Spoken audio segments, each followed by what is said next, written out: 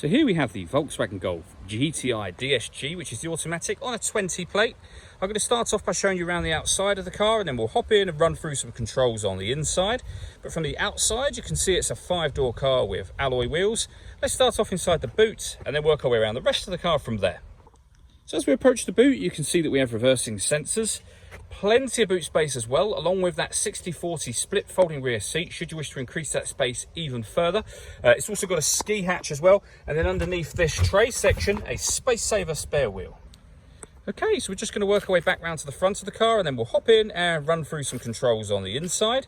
But now that we've done a full circle of it, you can see it's in excellent condition the whole way round. Just briefly before we climb in, I think it's well worth seeing the interior from this exterior point of view. There's plenty to run through on the dashboard, so let's hop in and we'll do that now. Okay, now that we're inside the car, we're going to start the dials. On the left-hand side, we have the rev counter, and on the right-hand side, the speedometer. We also have a digital speedometer contained within that, and one in the dead center area as well. But you can change that information. So if you wish to, for example, you could have the amount of remaining fuel that's in the car, just as an example. There are plenty of options in terms of what you can have there. So assist systems, your navigation, audio, your telephone, vehicle status, a lap timer, or back round to where we started. Also in that section, you can see the total miles of this car are 2,215. If we back out to the steering wheel, the buttons I was using just a moment ago are here. We've also got stereo and phone controls over there. On the left-hand side, we have further stereo controls as well as cruise control here. If we press this button, once we set cruise control, this car is able to maintain its own distance between itself and the car in front. It will speed itself up automatically and slow itself down dependent on the car in front's speed. We have done a video showing how that works, which you can find on our website and also on our YouTube channel as well. Over in the center, we have the touch screen for the car. So at the moment, we're on the radio menu. This car has got DAB, FM and AM radio. If you hit this button here, you'll go back to the main menu, and from there you can listen to your own music. Plenty of ways in which you can do that as well, and you can see those being shown on the screen now. They include Bluetooth audio, so once you've paired your phone, obviously you can make and receive phone calls, but you'll also be able to stream your music wirelessly as well. On top of all of that, this car's got satellite navigation. There's a video that shows how that works, again, on our website and YouTube channel.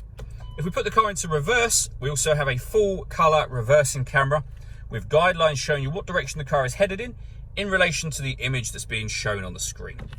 Working our way down, we have dual zone climate control. So you can adjust the passenger and driver temperatures, the fan speed up and down. You can determine what direction you'd like the air to be distributed in. When you're happy with all of those settings, this button turns the air conditioning off or back on, or you can hit auto.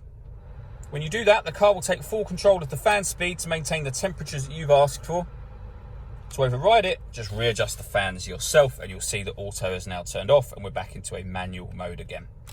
This car's also got heated driver and passenger seats, both with 3 different heat settings on each.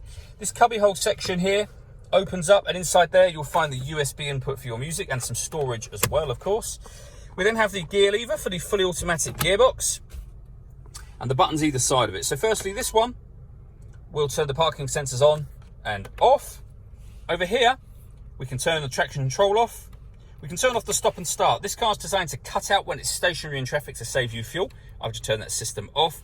And then the mode button here will change the driving setup of the car. So up on the screen, you can put it in eco, normal, sport, or individual. And under individual, these are all of the things that you can customize. So for example, you could have the engine sound on sport, but the car will drive completely normally in every other way. All that leaves me to say is thank you for taking the time to watch this video. If you'd like to come and see the car in person and have a test drive, please feel free to call any of our MJA sites. We'd love to hear from you soon.